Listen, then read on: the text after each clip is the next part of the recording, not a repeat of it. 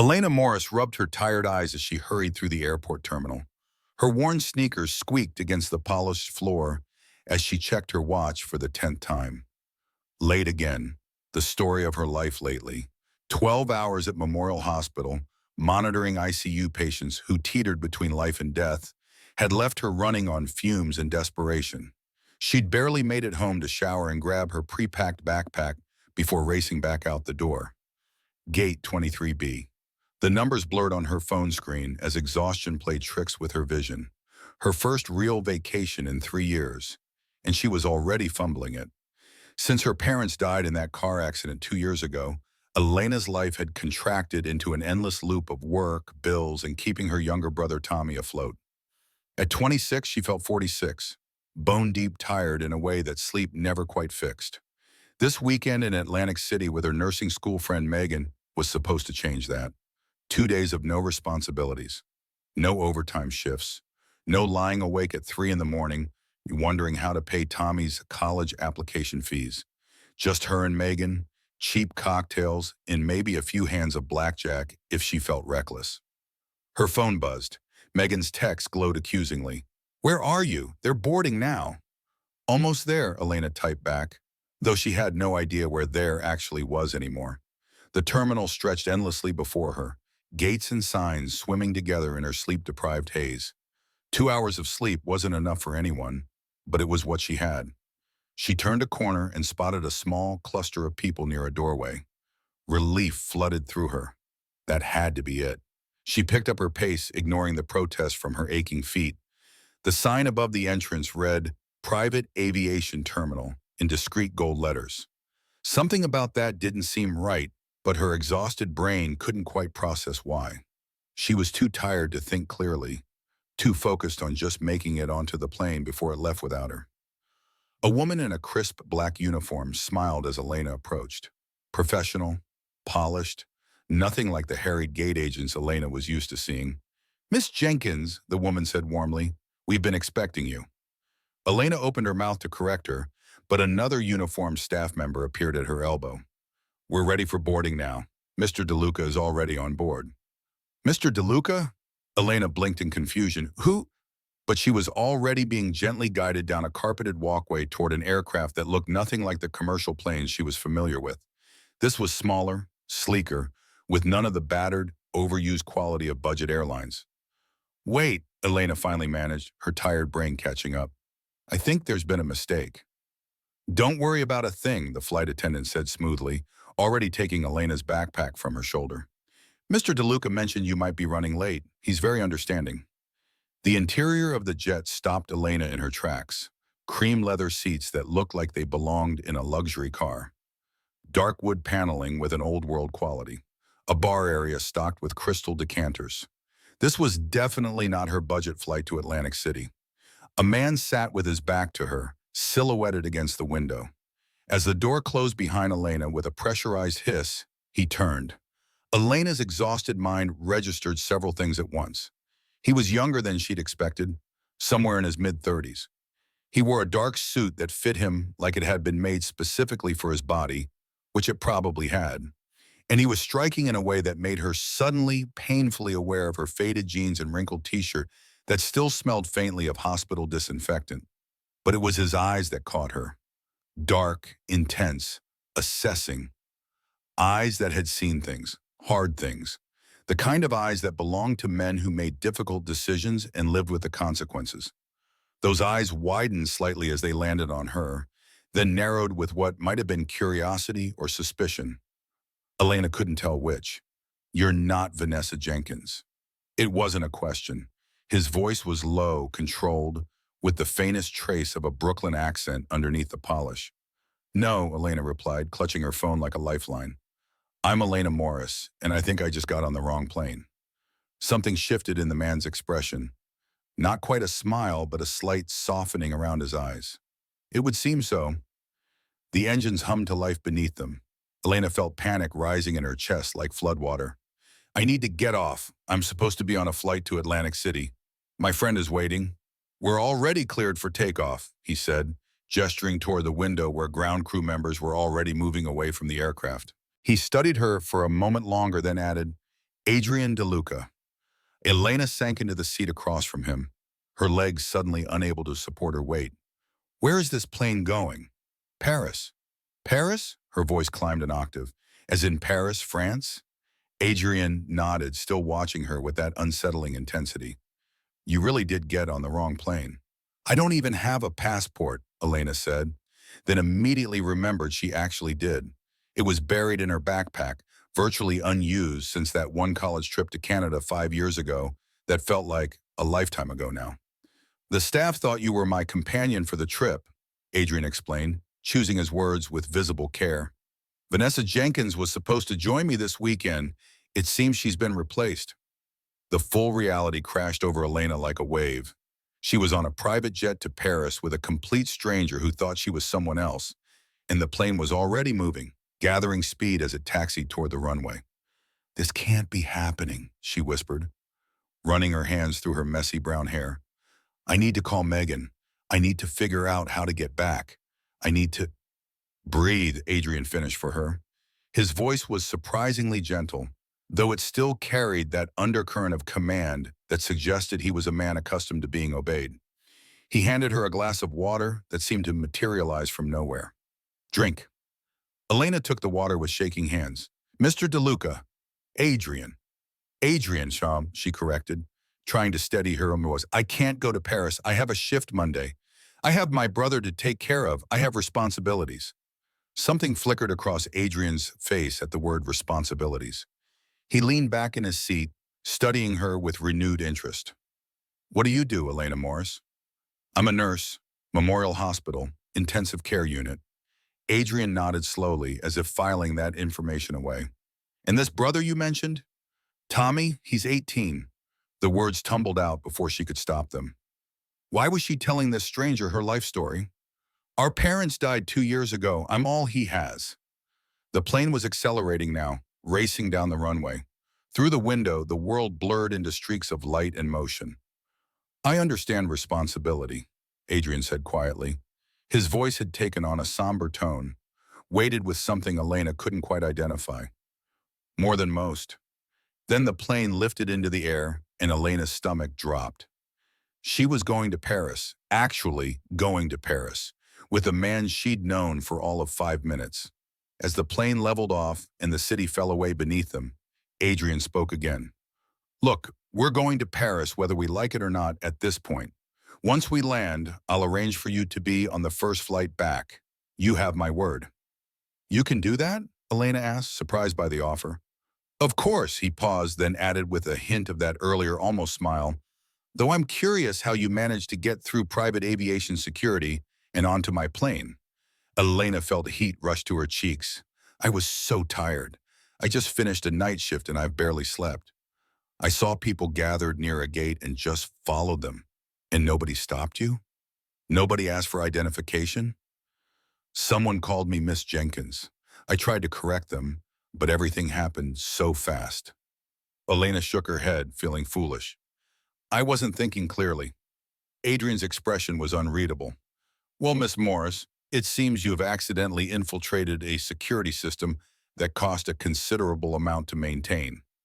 For the first time since boarding, Elena laughed. It was a small, tired sound, but it broke some of the tension coiled in her chest. A flight attendant appeared with a tray of food that looked fancier than anything Elena had eaten in months. Small sandwiches on artisan bread, fresh fruit arranged like art, delicate pastries that probably had French names she couldn't pronounce. Adrian gestured for her to help herself. As she cautiously took a sandwich, he asked, Tell me about being a nurse. Elena wasn't sure why she started talking. Maybe it was the exhaustion lowering her defenses. Maybe it was the surreal quality of the situation. Or maybe it was the way Adrian listened, really listened, with a focus that made her feel like her words actually mattered to someone. She told him about the long shifts, the patients she'd helped save, and the ones she'd held hands with as they slipped away. She told him about struggling to keep up with the mortgage her parents had left behind while saving for Tommy's college, about the endless cycle of work and worry that had become her entire existence. In turn, Adrian shared fragments of himself, carefully chosen pieces that revealed little but suggested much. He handled security contracts for private clients. He traveled when business required it. He'd lost someone close recently, his business partner and closest friend, though he didn't elaborate on the circumstances. Is that why you're going to Paris? Elena asked. To get away? Adrian looked at her sharply, as if surprised by her insight. Perhaps, though I'm not sure anywhere is far enough. Hours passed. The sky outside darkened, then lightened again as they chased the sun east. Elena felt herself drifting, fighting to keep her eyes open. She was worried about what might happen if she let her guard down completely on this stranger's plane. You should rest, Adrian said, noticing her struggle. We still have several hours before we land. I can't just fall asleep on a stranger's private jet, Elena protested weakly. I think we've moved past being strangers. His voice held a note of dry amusement. Besides, you have my word, you're safe here. There was something in the way he said it, a quiet certainty that made Elena believe him. Against all logic and common sense, she trusted this man she'd just met. Just a short nap, she conceded, her eyelids already too heavy to keep open. As she drifted off, wrapped in a blanket that had appeared from somewhere, Elena had the strange thought that maybe, just maybe, getting on the wrong plane wasn't the worst mistake she'd ever made. When Elena woke, the world outside the window had transformed into something from a dream. Clouds stretched beneath them like a sea of cotton, tinged pink and gold by a sun that hung low on the horizon. For a moment, she forgot where she was, then it all came rushing back. She straightened in her seat, embarrassed to find herself covered with a soft blanket. Adrian sat across from her, working on a sleek laptop. The glow from the screen cast shadows across his face, emphasizing the strong line of his jaw and the slight crook in his nose that suggested it had been broken at least once. Welcome back, he said without looking up. You've been asleep for almost 6 hours. 6 hours? Elena couldn't remember the last time she'd slept that long uninterrupted. Probably not since before her parents died, when sleep wasn't a luxury stolen between shifts and responsibilities. You needed it. Adrian finally closed his laptop, giving her his full attention. We'll be landing in about an hour. Reality crashed down on Elena again. I need to call my brother and Megan. They must be worried sick. Adrian handed her a phone. International service. Take all the time you need. Elena dialed Tommy's number first, relief flooding through her when he answered immediately. Elena, where are you? Megan called hours ago looking for you. Tommy, you're not going to believe this. Elena glanced at Adrian, who had diplomatically moved to give her some privacy. I got on the wrong plane. The wrong plane? What does that even mean? It means I'm currently somewhere over the Atlantic Ocean, on my way to Paris. The silence on the other end lasted so long, Elena thought they'd been disconnected. Tommy, are you there? You're going to Paris? My sister, who hasn't taken a day off in 2 years, is going to Paris? Almost to Paris, Elena corrected. It was an accident. I'm coming right back. An accident? How do you accidentally go to Paris? Elena sighed. It's complicated. I'll explain everything when I get back. Are you okay until then? Is Aunt Carol treating you all right? Elena, I'm 18, not 8. I'm fine. There was a pause. But you're really in Paris? That's actually kind of cool. It's not cool, Tommy. It's a disaster. Who are you with? Her brother's tone shifted, suddenly suspicious in that protective way that reminded Elena he wasn't a kid anymore. Elena lowered her voice. The owner of the plane. His name is Adrian DeLuca. Wait, Tommy's voice got weird. Adrian DeLuca? I think I've heard that name. Isn't he? Just a businessman, Elena cut him off quickly. Look, I have to go. I'll call you when I land, okay?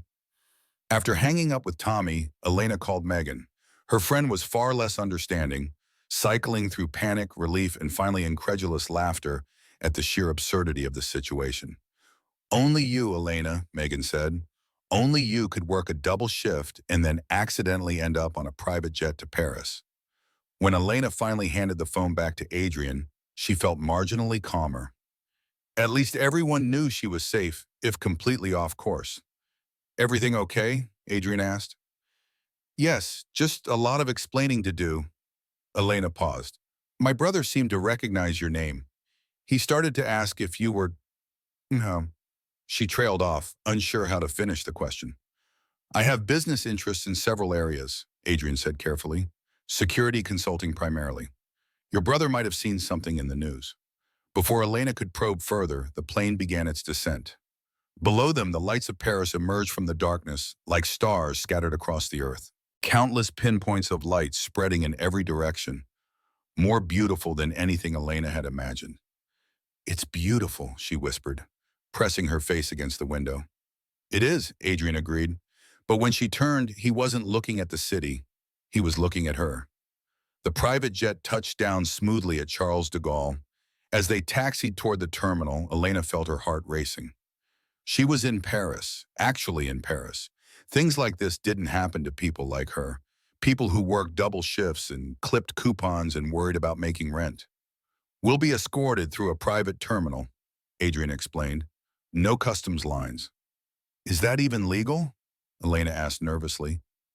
Adrian's lips curved slightly. Perfectly.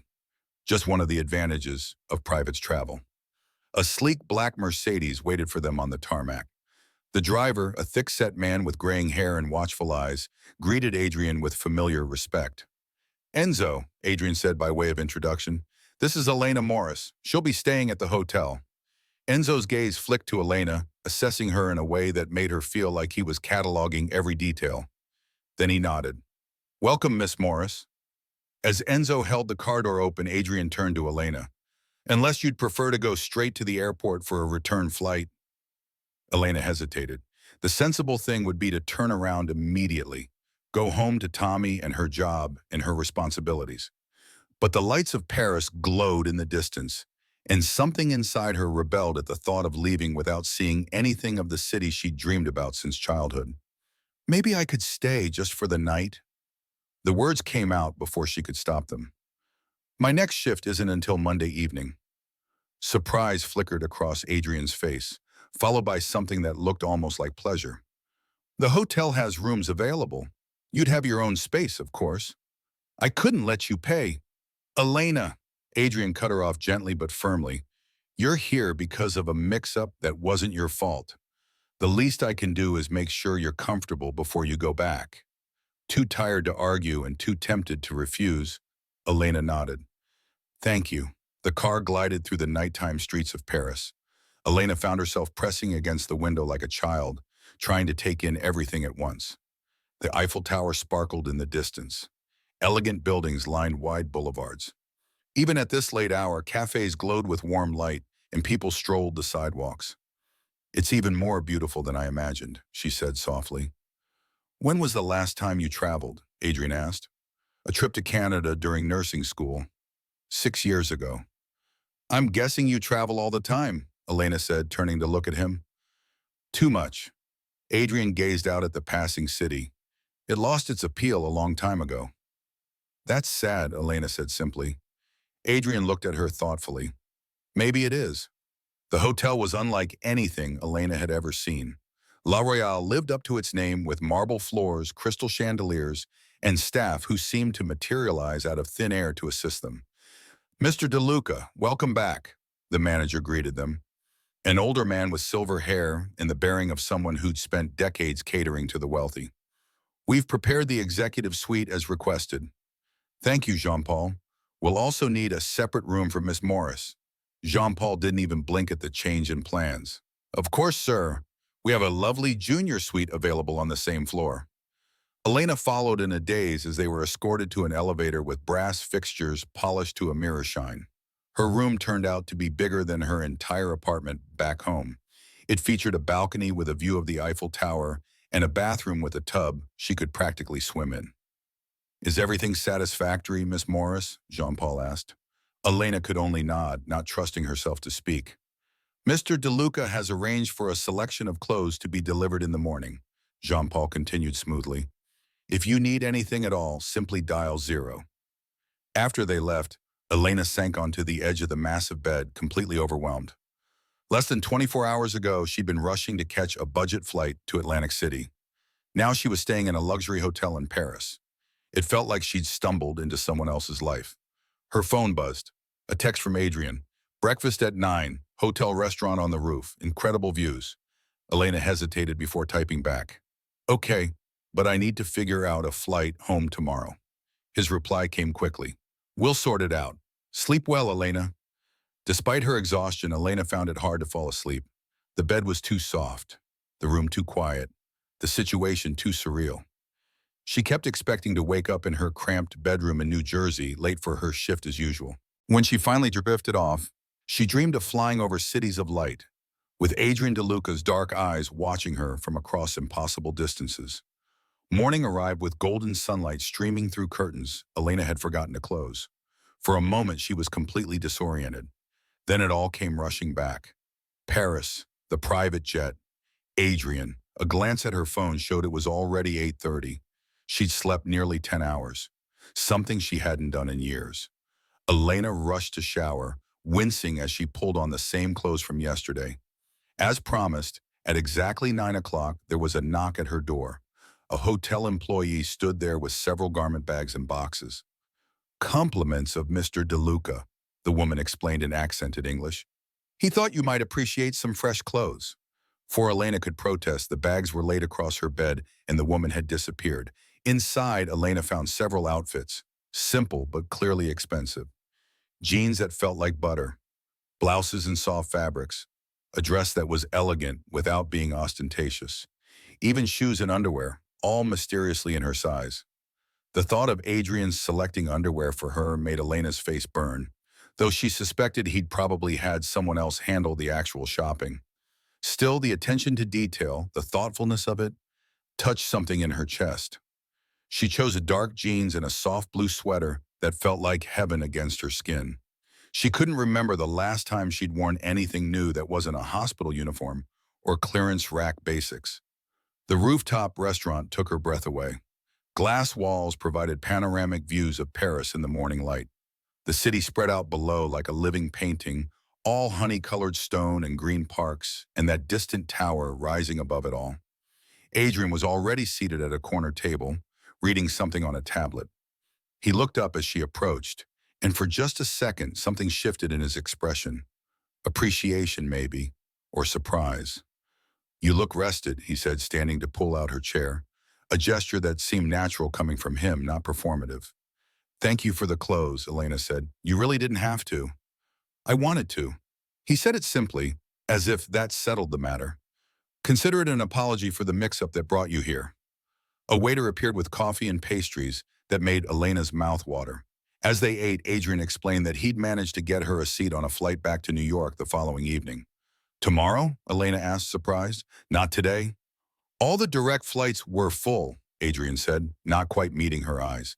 Unless you'd prefer a connecting flight through London or Frankfurt. That would get you back tonight, but it's 12 hours with layovers. Elena should have insisted on leaving immediately. That would have been the responsible thing. But the thought of one full day in Paris was too tempting to resist.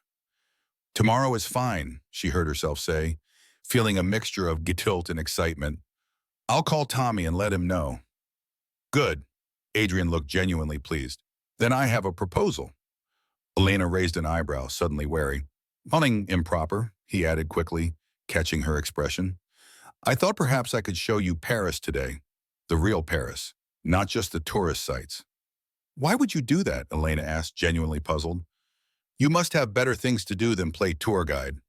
Adrian set down his coffee cup, considering her question seriously. Because for the first time in a very long time, I'm curious about something. Someone, other than myself or my work. His honesty caught her off guard. I don't understand. You're different, Elena Morris. Adrian's dark eyes held hers. You didn't recognize me when we met. You don't seem impressed by the plane or the hotel or any of this. He gestured around them. Do you know how rare that is? I'm just a normal person, Elena said with a shrug. Exactly. Adrian smiled, and it transformed his face completely. Made him look younger, less guarded. So, what do you say, one day in Paris? Against her better judgment, Elena found herself smiling back. Okay, one day. They started at a small cafe tucked away on a side street where Adrian ordered for them in fluent French. The owner greeted him warmly, kissing him on both cheeks in that European way. and casting curious glances at Elena. "Do you come to Paris often?" Elena asked as they sipped espresso at a tiny table outside. The morning air was cool but pleasant, carrying the scent of fresh bread from somewhere nearby. "I lived here for a while after college," Adrian explained, "before I started my current business with—" He stopped abruptly, something dark crossing his face. "With your friend?" Elena prompted gently. "The one you mentioned on the plane?" Adrian nodded, his expression closing off slightly. "Marco. Marco Santini." The way he said the name with a mixture of pain and reverence told Elena this was dangerous territory. What was he like? For a moment, she thought Adrian wouldn't answer. Then quietly he said, "Brilliant, loyal, the best man I ever knew." "I'm sorry for your loss," Elena said, recognizing the grief in his voice. Adrian looked at her sharply. "I didn't say he died. You didn't have to." Working in the ICU had given Elena an intimate familiarity with loss. "It's in the way you talk about him." Adrian was silent for a long moment, his fingers tracing the rim of his coffee cup. When he finally spoke, his voice was low. "It was a year ago. There was a situation. Business that went wrong. I should have been there, but I wasn't." He took a deep breath. "Marco and I built everything together from nothing. We grew up in the same neighborhood, same schools. When I took over my father's business, Marco was the only one I trusted to stand beside me." "So you started traveling," Elena guessed. "After he died?" "Running," Adrian corrected, his smile bitter. "Not very brave, is it?" "Grief isn't about bravery," Elena said softly. "It's about survival." Adrian looked at her with new interest. "You sound like you know something about it." "My parents died 2 years ago, car accident done." The words still hurt, but the sharp pain had dulled to a persistent ache. "That's when I became responsible for Tommy." "How old was he?" 16, too young to lose both parents. Elena wrapped her hands around her cup, seeking its warmth. But then again, who isn't? They sat in silence for a moment, connected by shared experience in a way Elena hadn't expected. Two people who understood what it meant to keep going when part of you wanted to stop. "Come on," Adrian said finally, standing and offering his hand. "I want to show you something." He led her through winding streets to a small, hidden garden behind an ancient church. Spring flowers bloomed in wild profusion, and a stone bench sat beneath a flowering cherry tree. "I used to come here to think when I lived in Paris," Adrian explained. "Very few tourists know about it." They sat on the bench, watching pink petals drift down around them like snow. The city noise faded to a distant hum here, replaced by birdsong and the rustle of leaves. "It's peaceful," Elena said, feeling tension leave her shoulders that she hadn't even realized was there. "Marco and I used to talk about retiring in Paris," Adrian said, looking up at the branches above them. "We were going to buy a place in the countryside, grow old sitting in cafes, complaining about young people in French." Elena smiled at the image. "That sounds nice." "It was never going to happen." Adrian shook his head. "We were both too tied up in the business. Always one more deal, one more situation to handle. Always thinking there would be more time later. Now I'd give anything to have that time back." Elena understood that feeling intimately. How many times had she picked up extra shifts, missing Tommy's soccer games or school events, always thinking there would be other games, other events, until suddenly their parents were gone and time became something precious and finite. "We can't change the past," she said gently. "Believe me, I've tried." Adrian looked at her with those intense dark eyes. "What would you change if you could?" "I'd have spent more time with my parents," Elena admitted, "especially those last few years. I was so busy with nursing school and then my career. I just assumed they'd always be there." "That's the trap," Adrian said quietly. "We're always looking forward, never at what's right in front of us." Their eyes met, and Elena felt something shift between them.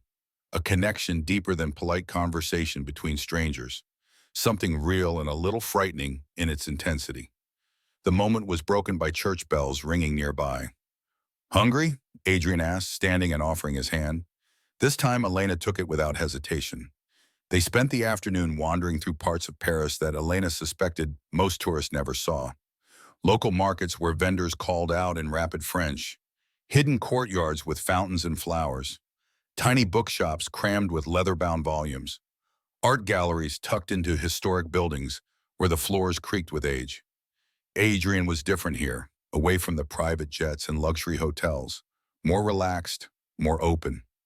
He told her stories about his college days with Marco, about their early struggles trying to establish themselves, about finally making it, though he was vague about the specifics of what exactly they'd made. In turn, Elena shared stories about growing up in a small New Jersey town, about her decision to become a nurse after her grandmother's illness, about Tommy's dreams of becoming a doctor. "He's smart enough," she said proudly as they walked along the Seine in the late afternoon light. "He got accepted to several good pre-med programs. I'm just worried about the PID." "Scholarships?" Adrian asked. "Some, but not enough." Elena sighed. "I've been taking extra shifts to help with tuition, but..." She trailed off, not wanting to dampen the day with financial worries. Adrian frowned slightly, but didn't press the issue. As the sun began to set, they found themselves at a small restaurant on a quiet street in Montmartre. The owner greeted Adrian warmly, clasping his hand in both of his and speaking rapid French. Adrian responded in kind, gesturing to Elena with what seemed like an introduction. The owner, a rotund man with a magnificent mustache, beamed at Elena and led them to a corner table with a candle and fresh flowers. "I hope you like authentic French cuisine," Adrian said as they settled in. "Marcel doesn't believe in menus. He just cooks what's fresh that day." "Sounds perfect," Elena said, meaning it. The food was incredible. Simple but perfectly prepared dishes that made Elena close her eyes in appreciation with every bite. Adrian ordered wine that probably cost more than her weekly grocery budget, but she decided not to think about that. For one day, she was going to let herself enjoy this, enjoy him. "Why nursing?" Adrian asked as they lingered over dessert, a chocolate creation that melted on Elena's tongue. "What made you choose it?"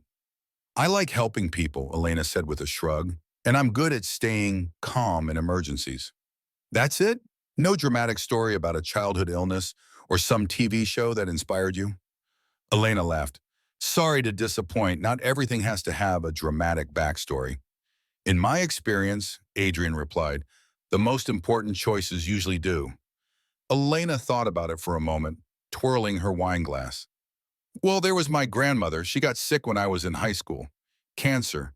The nurses who took care of her were amazing. They made a terrible situation bearable, not just for her, but for our whole family." She paused, remembering. "One night when Grandma was in a lot of pain, this nurse named Sarah sat with us for hours after her shift ended. She didn't have to do that, but she did. I wanted to be that person for someone else." Adrian was watching her with a warmth in his eyes that made Elena's heart beat a little faster. "What?" she asked, suddenly self-conscious. "You're remarkable, Elena Morris," he said softly. "You know that?" Elena felt her cheeks flush. "I'm really not. I'm just doing my best with what I've got." "Which is exactly what makes you remarkable." Adrian reached across the table, touching her hand lightly. "Most people in your position would be bitter, looking for an escape, but you just keep going, taking care of everyone around you." "I don't have a choice," Elena said, though she didn't pull her hand away. "We always have choices," Adrian replied. "You've chosen to be strong when it would be easier not to be." The way he was looking at her made Elena feel both seen and exposed. This man, this complicated, secretive man, seemed to understand her better after one day than people she'd known for years. As they walked back to the hotel under a sky full of stars, Elena found herself wishing tomorrow would never come, that she could stay in this bubble where real life and all its problems seemed very far away. But reality was waiting. Tomorrow she'd be back on a plane, heading home to hospital shifts and bills and taking care of Tommy. This magical day would become just a strange story to tell, a memory that would seem less real with each passing year. Back at the hotel, Adrian walked her to her room. At the door, Elena turned to face him. "Thank you for today," she said, suddenly shy. "It was perfect." "The pleasure was mine," Adrian replied, his voice low. He hesitated, then added, "Would you have dinner with me again tomorrow, before your flight? There's another place I'd like to show you." Elena knew she should say no. Spending more time with Adrian would only make it harder to leave. But the thought of one more evening in his company was too tempting. "I'd like that," she said softly.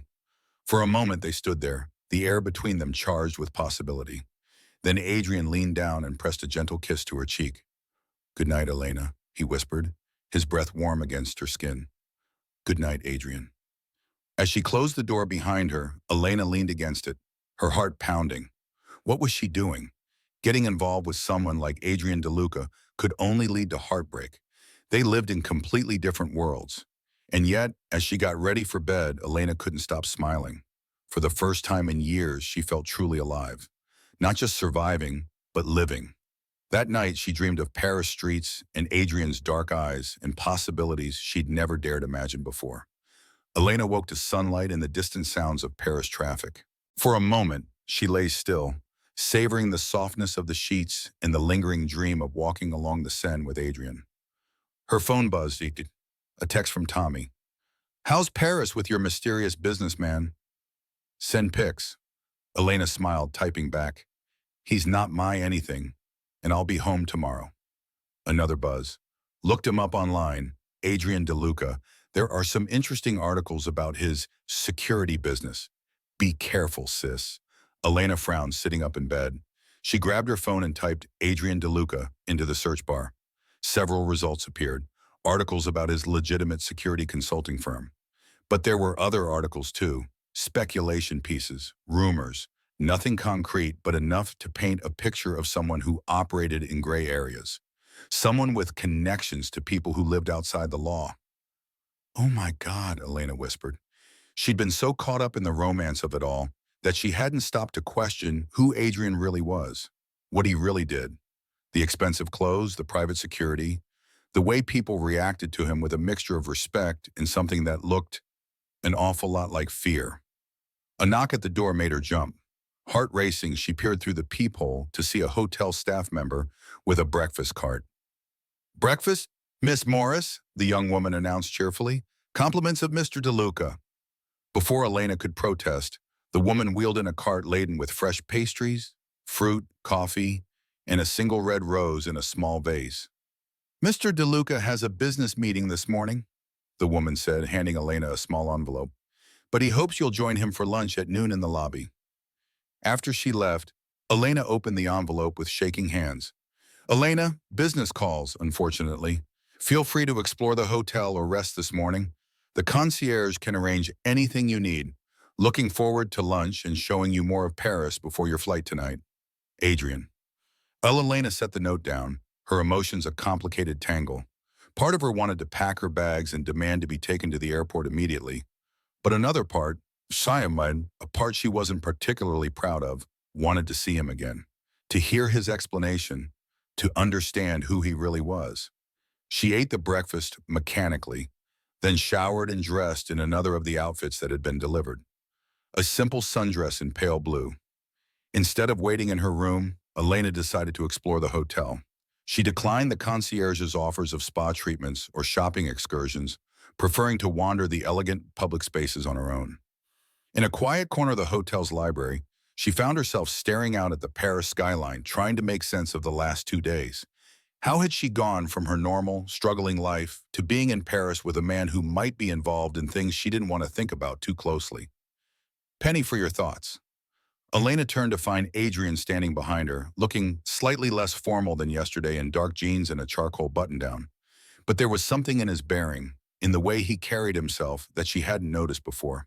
Or maybe she'd been too tired, too swept up in it all to see clearly. "I think they're worth more than that," Elena replied, a hint of challenge in her voice. "My brother did some research on you." Adrian's expression shifted. Not quite guilt, but close. "Ah, what did he find?" "Enough to make me wonder who you really are," Elena said, crossing her arms. "Were you ever going to tell me? Or was watching the clueless nurse fumble through your world too entertaining?" "Elena, no." Adrian stepped closer, and despite everything, Elena had to fight the urge to back away. Not from fear, but from the intensity of his presence. "It wasn't like that at all." "Then what was it like?" Elena challenged. "Because from where I'm standing, you haven't been entirely honest with me."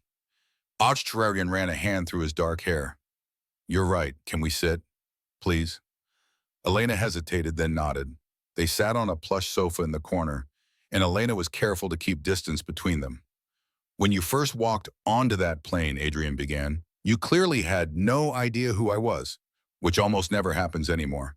And then you told me about your real life with real problems, and he paused, searching for words. I wanted to stay in that space, where I was just a person to you, not a reputation or a set of assumptions. So you lied to me. I didn't lie, Adrian countered. I just didn't volunteer information that would have changed how you saw me. That's splitting hairs, Adrian. Maybe. He looked at her directly. But can you honestly tell me you would have been as open with me yesterday if you'd known everything? Elena wanted to say yes, but she knew it wasn't true. She would have been guarded, suspicious, probably terrified. That's not the point. The point is that I deserve the chance to make that choice for myself. You're right. Adrian's shoulders slumped slightly. I'm sorry, Elena, truly. His apology seemed genuine, and despite her anger, Elena found herself softening. Why did you do it? Really? Adrian was quiet for a moment, looking out at the city. For the past year, since Marco died, people treat me differently. Like I'm dangerous. Or like I'm a meal ticket. Business associates are afraid of me. Women approach me with calculations in their eyes. He turned back to Elena. And then there was you. Exhausted, annoyed, completely unimpressed by me or my plane or any of it. It was refreshing. So I was a novelty, Elena said flatly. No. Adrian shook his head firmly. You were real. You are real. In a way that almost nothing in my life has been since Marco died.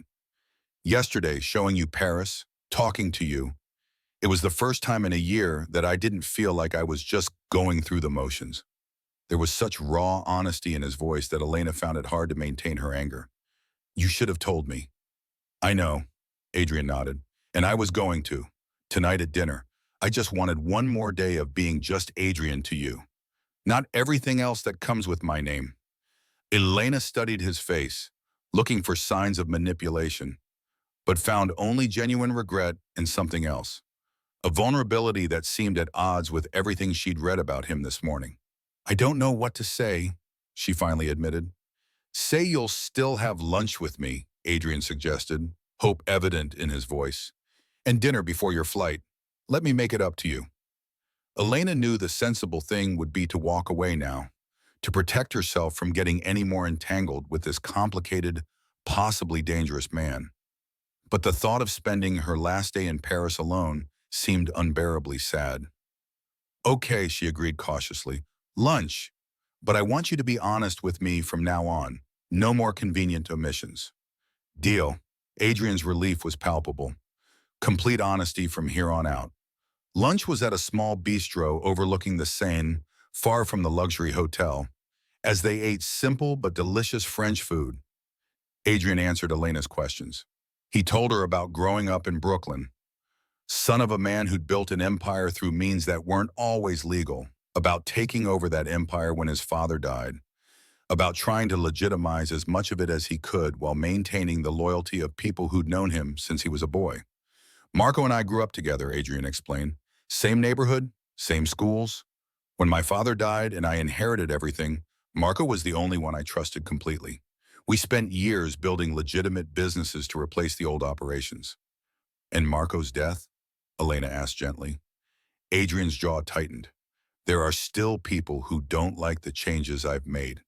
People who preferred the old ways. Marco was caught into the middle of a dispute. I should have been there, but I was handling something else. By the time I arrived, he stopped, unable to finish. I'm sorry, Elena said softly.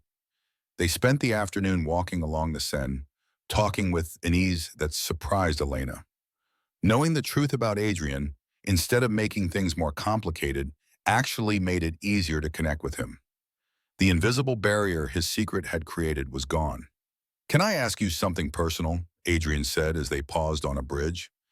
After everything we've talked about today, I think that's allowed, Elena replied. Why haven't you moved on from that hospital? With your skills, you could work anywhere. Make more money. Elena leaned against the railing. It's complicated. After my parents died, I needed stability for Tommy. Changing bomb, maybe moving. It seemed like too much upheaval. And now? Now there's the financial reality, Elena admitted. I've been at Memorial long enough to have decent seniority, good shifts. Starting over somewhere else might mean more money eventually, but in the short term, it would be a risk. And I can't afford risks. Not with Tommy's tuition. Adrian nodded thoughtfully. You've sacrificed a lot for your brother. It's not a sacrifice when it's someone you love, Elena said simply. Still, Adrian persisted. Don't you ever think about what you want for yourself? Dreams you've put on hold? The question hit closer to home than Elena was comfortable with. Of course she had dreams. Travel, further education, maybe even a relationship someday with someone who understood her complicated life. But those things had seemed so far out of reach for so long that she'd stopped letting herself think about them. Sometimes, she admitted, but dreams don't pay bills. They could, Adrian said quietly, with the right support. Elena tensed immediately. I don't want your money, Adrian. I know you don't, he replied quickly. That's not what I meant. Then what did you mean? Adrian seemed to struggle with his words. I meant that maybe there's a way for you to have both. Stability and dreams. Before Elena could respond, a street musician nearby began playing a hauntingly beautiful melody on a violin. The moment shifted, suspended in the notes of the music. As evening approached, they climbed the steps to Montmartre, to the highest point in Paris. The city spread out below them, beginning to twinkle with lights as the sky darkened to deep blue. Your flight leaves in 3 hours, Adrian said, breaking the comfortable silence between them. We should probably head back soon so you can get your things. Elena nodded, heaviness settling in her chest.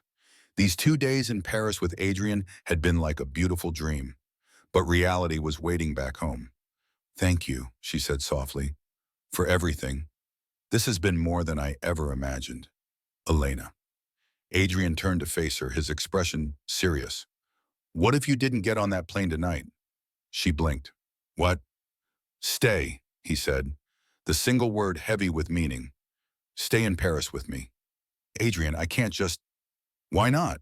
He stepped closer. Tommy's with your aunt. You're not on shift until Monday evening. That's 2 more days to figure this out. Whatever this is between us. Elena's heart raced. I don't know. I have a house just outside the city, Adrian continued. It's peaceful, private. We could go there, spend some real time together, away from everything. The offer was so tempting that Elena almost said yes immediately, but a warning voice in the back of her mind held her back. Adrian, we live in completely different worlds, she said gently. Whatever this is between us, it can't go anywhere real. Why not? He challenged. Because of what I do? Because I have money and you don't? Those are just circumstances, Elena. They don't have to define us. It's not that simple, Elena countered. Your life is private jets and luxury hotels and, she gestured helplessly, and things I don't even know about. Mine is hospital shifts and student loans and making ends meet. Those aren't just details, Adrian. They're realities. They're not the only realities, Adrian insisted, taking her hands. What about this? What we feel when we're together, isn't that real too? Elena pulled her hands away, afraid of how much she wanted to believe him. I have responsibilities I can't walk away from, not even for this. I'm not asking you to abandon them, Adrian said. I'm just asking for a little more time. Time to see if what I'm feeling is real. Time for what? Elena whispered. Time to see if what I'm feeling for you is real, Adrian answered honestly. Because it feels real, Elena. More real than anything has in a very long time. Elena's breath caught. I'm scared. Of what? Of letting myself believe in this, in you, in us. Elena took a shaky breath. What happens when I go back to real life and you realize that the struggling nurse from New Jersey doesn't fit into your world after all? That won't happen, Adrian said firmly. You can't know that. I know how I feel when I'm with you, Adrian said, moving closer. I know that for the first time since Marco died, I'm thinking about the future instead of just trying to escape the past. He reached up to touch her cheek gently. Stay, Elena. Not forever. Just 2 more days. See where this might lead. Elena closed her eyes, leaning slightly into his touch. Everything in her wanted to say yes, to grab this unexpected chance at something beautiful. What about Tommy? She asked, her practical nature asserting itself. Call him, Adrian suggested. Make sure he's okay for 2 more days. I can have you back by Monday afternoon. Plenty of time before your shift. It was reasonable. It addressed her main concern. What held her back now was just fear. Okay, she finally whispered. 2 more days. The smile that broke across Adrian's face was like sunrise. He pulled her into his arms, holding her as if she were something precious. You won't regret it, he murmured against her hair. Elena wasn't sure if that was true, but as she stood there in his embrace, with Paris spread below them and stars appearing overhead, she knew one thing for certain. She would have regretted walking away. They made their way back down the hill, hand in hand. Elena called Tommy from the car, explaining her change of plans without going into detail about her feelings for Adrian. To her surprise, Tommy was entirely supportive. Are you kidding? Stay in Paris. Aunt Carol's fine, and I've got study group all weekend anyway. He paused. You deserve this, Elena. You've put your life on hold for me long enough. His words brought tears to her eyes. I love you, Tommy. Love you too, sis. Now go have an adventure. After hanging up, Elena looked over at Adrian, who was pretending not to listen. Tommy says I should stay. Smart kid, Adrian replied, his eyes warm. Must run in the family. Instead of going back to the hotel, Adrian directed Enzo to take them to his house in the French countryside. As they left the city behind, Elena felt excitement and nervousness fluttering in her stomach. The car turned down a tree-lined driveway. At the end stood a beautiful stone house that looked centuries old, though Elena could tell from the windows and other details that it had been extensively renovated. Home, Adrian said as they came to a stop. At least one of them. How many homes do you have? Elena asked. Adrian looked slightly embarrassed. A few. Apartment in New York, place in the Hamptons. This one. And the brownstone in Brooklyn, where I actually spend most of my time. Wow, Elena said, trying to imagine owning even one home. It's excessive, Adrian admitted. Marco used to give me a hard time about it. He kept the same apartment in Queens his whole life, even after we were successful. He sounds like he was a good friend, Elena said softly. The best. Adrian's expression was sad. He would have liked you, Elena, very much.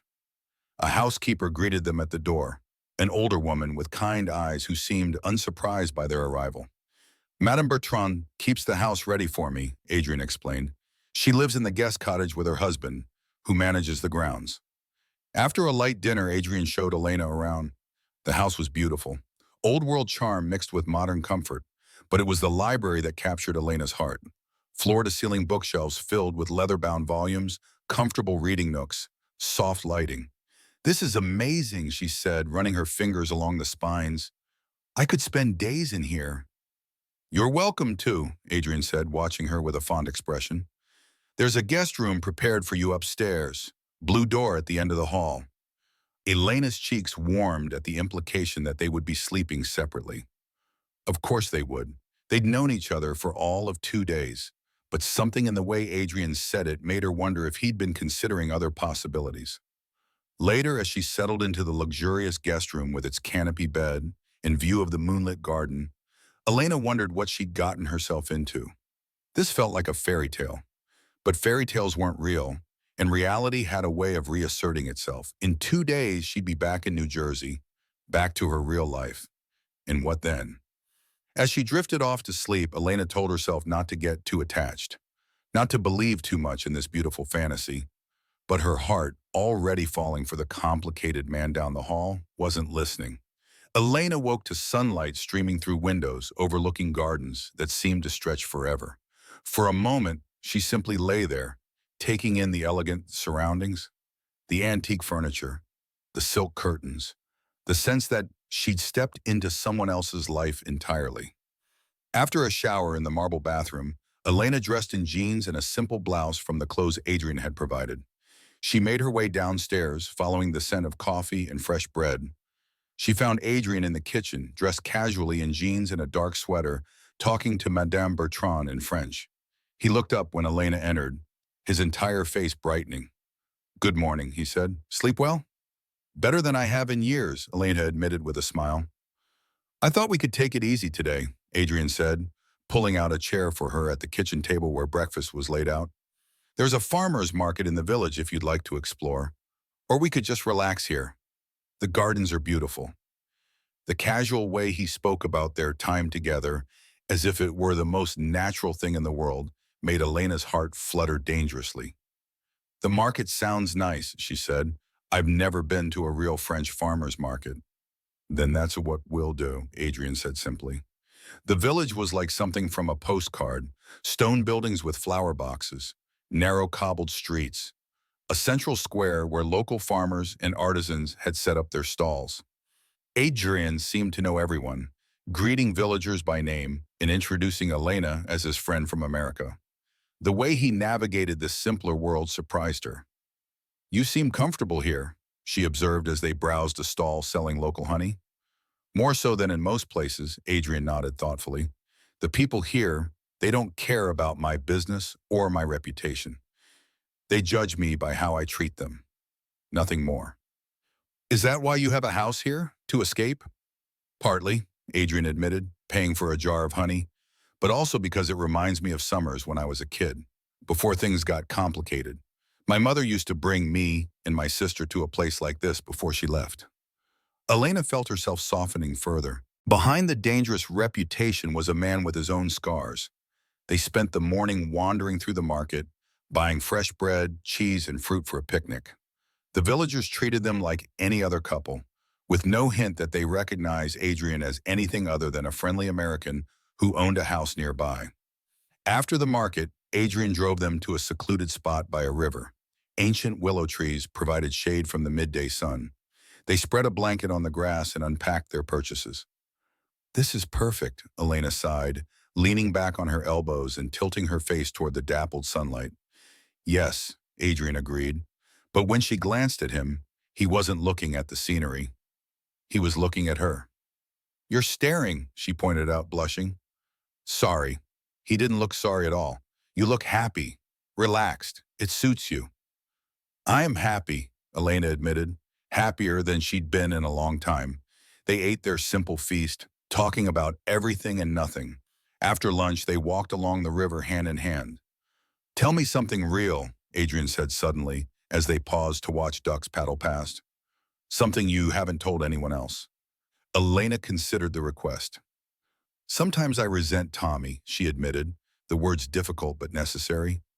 Not him exactly, but the responsibility. I was 24 when our parents died. I had plans, dreams, a job offer at a research hospital in Boston. She sighed. I gave it all up without hesitation because Tommy needed me. And I don't regret it. Not really, but sometimes I wonder what my life would have been like. That doesn't make you a bad person, Adrian said, squeezing her hand. It makes you human. Your turn, Elena said. Tell me something real. Adrian was quiet for a long moment. I blame myself for Marco's death, he finally said. There was a meeting, a negotiation with some people who didn't appreciate the changes I was making to my father's old business. Marco went in my place because I had other matters to handle. His jaw tightened. It was a setup, an ambush.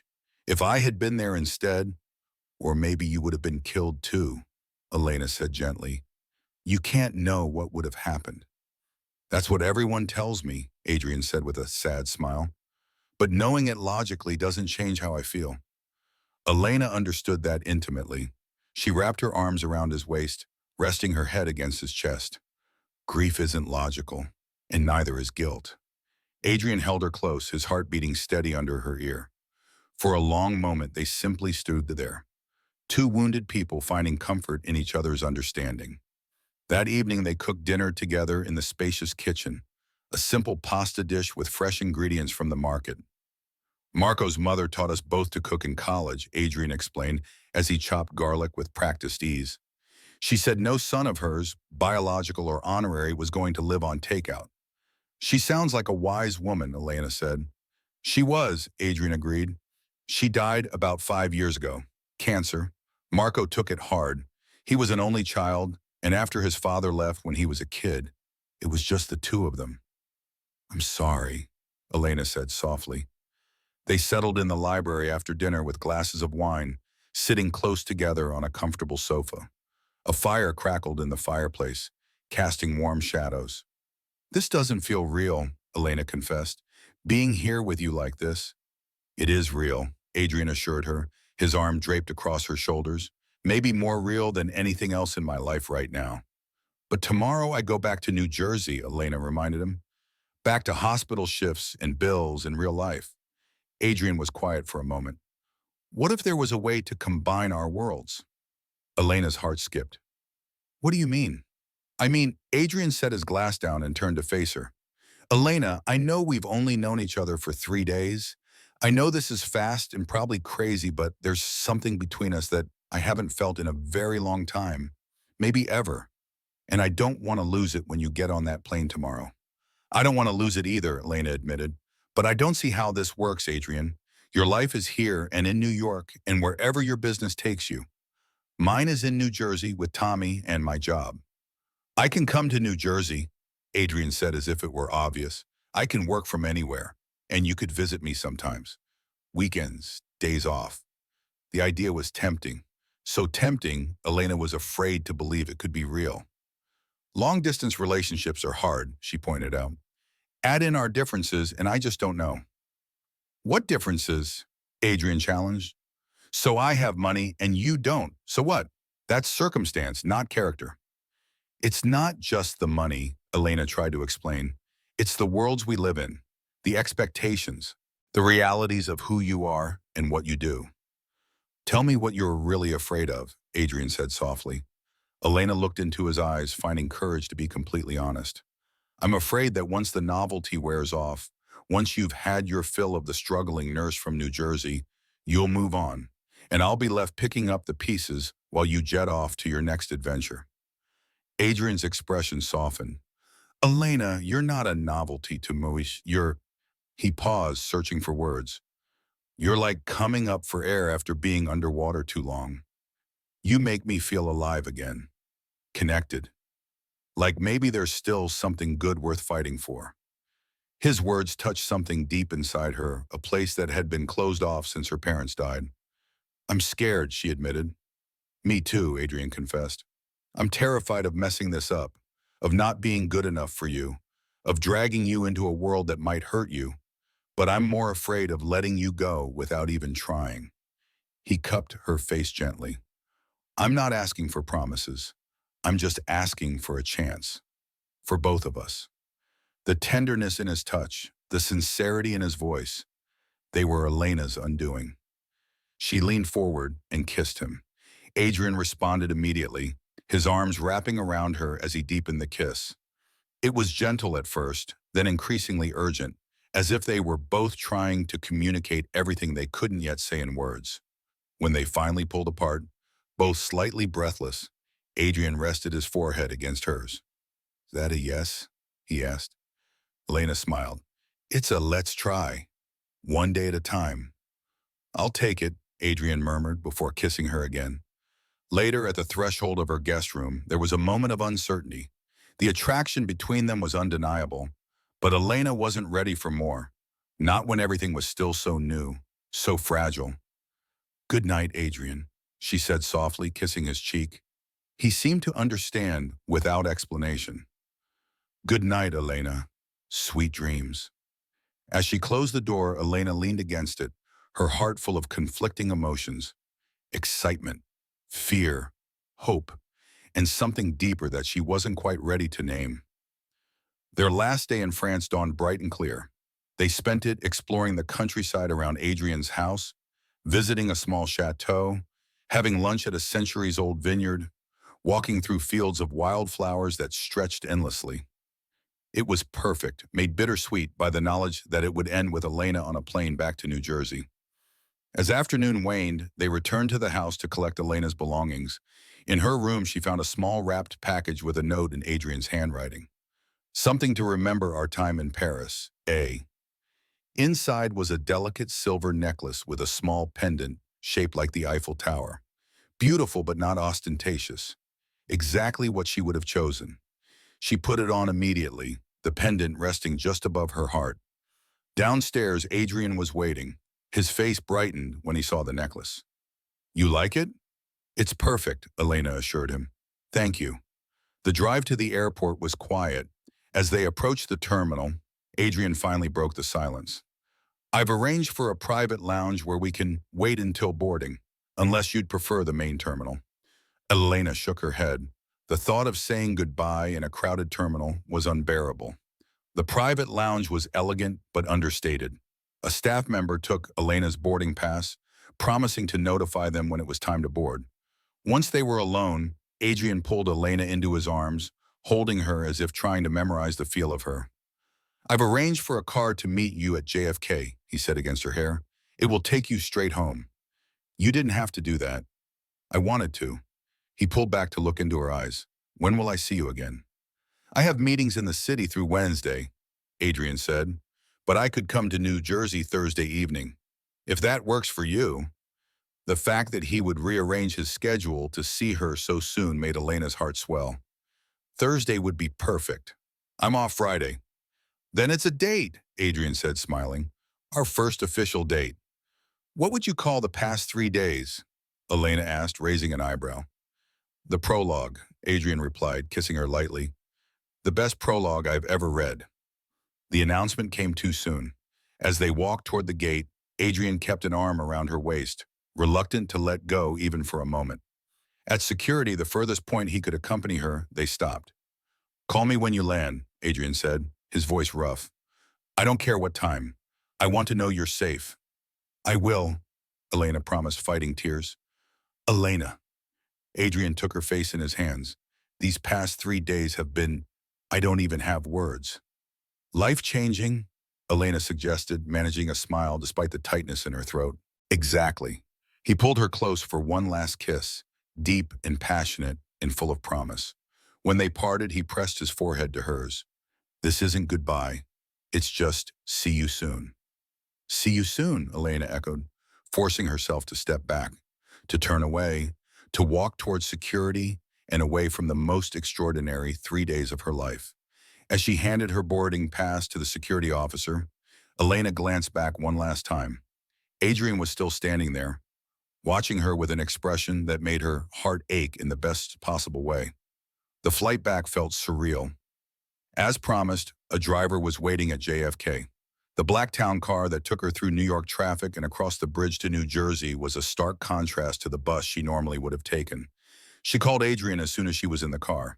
You landed safely, he answered immediately. Yes, the car is very nice, thank you. You're welcome. She could hear the smile in his voice. How was the flight? Lonely, Elena admitted. I kept turning to tell you something and remembering you weren't there. I know exactly what you mean, Adrian said softly.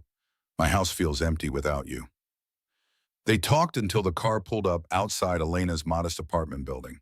The contrast between Adrian's world and hers had never been more apparent. I'm home, she told him. I should go. Tommy's probably waiting up. Of course, call me tomorrow. I will. Good night, Adrian. Good night, Elena. Sweet dreams. Tommy was indeed waiting, eager to hear about her adventure. As she told him a carefully edited version, Elena found herself touching the Eiffel Tower pendant, a reminder that it hadn't all been a dream. Later, lying in her own familiar bed, Elena stared at the ceiling. How would she ever reconcile these two parts of her life?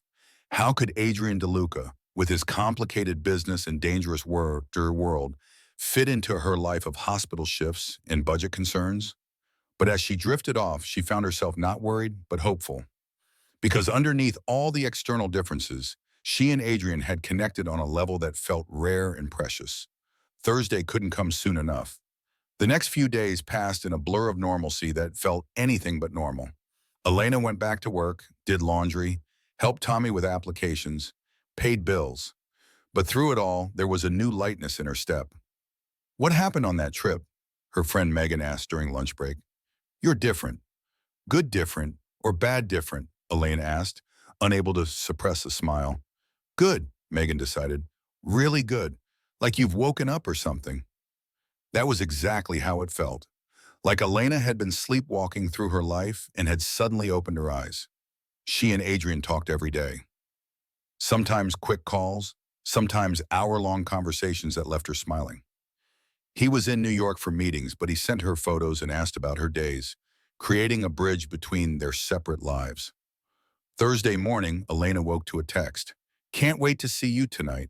Flight lands at 6, dinner at 7:30? She texted back immediately. Can't wait either. 7:30 is perfect. That evening, Elena took extra care with her appearance.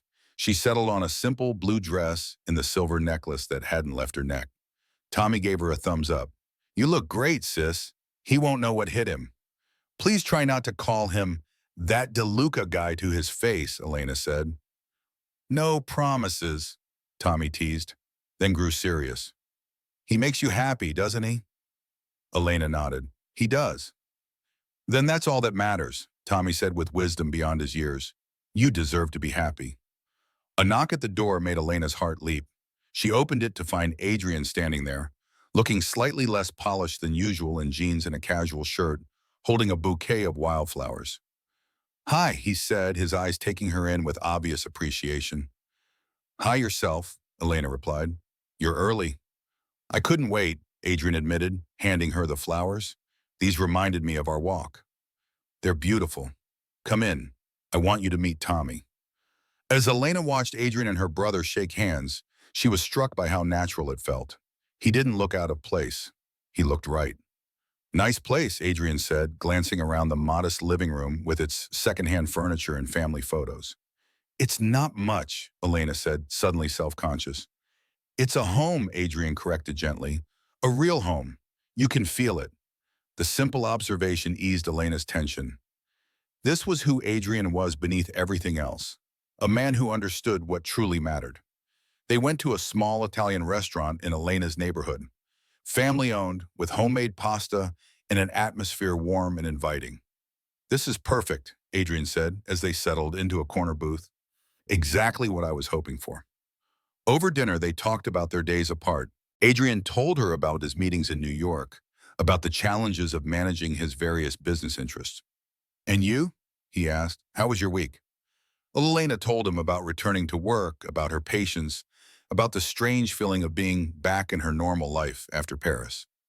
It was like I dreamed it all, she admitted, until I looked down and saw this. She touched the pendant. It was real, Zion, Adrian said, reaching across to take her hand. And this is real too. By the time they left the restaurant, walking hand in hand back to Elena's apartment, it felt like they'd been doing this for years. At her door, Adrian pulled her close. When can I see you again? I'm off tomorrow, Elena reminded him. And the weekend. Perfect, Adrian said. I've cleared my schedule. I thought maybe I could take you somewhere, anywhere you want. Elena smiled, an idea forming. Actually, there is somewhere I'd like to go, but it's not fancy. Name it, Adrian said immediately. The state park where my dad used to take us camping, Elena said. It's beautiful this time of year. We could rent a cabin, hike the trails, sit by the lake. Adrian looked surprised, then pleased. I haven't been camping since college. It sounds perfect. His enthusiasm for her simple suggestion touched Elena deeply.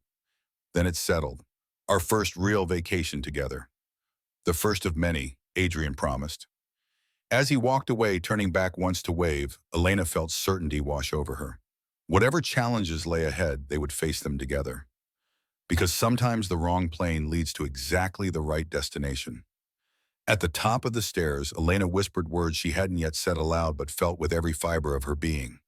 I love you, Adrian DeLuca. And somewhere across the city, in a hotel suite with a view of New Jersey, Adrian was making plans for a future he'd never imagined but now couldn't live without. A future with Elena Morris, the woman who had accidentally boarded his plane and permanently changed the course of his life.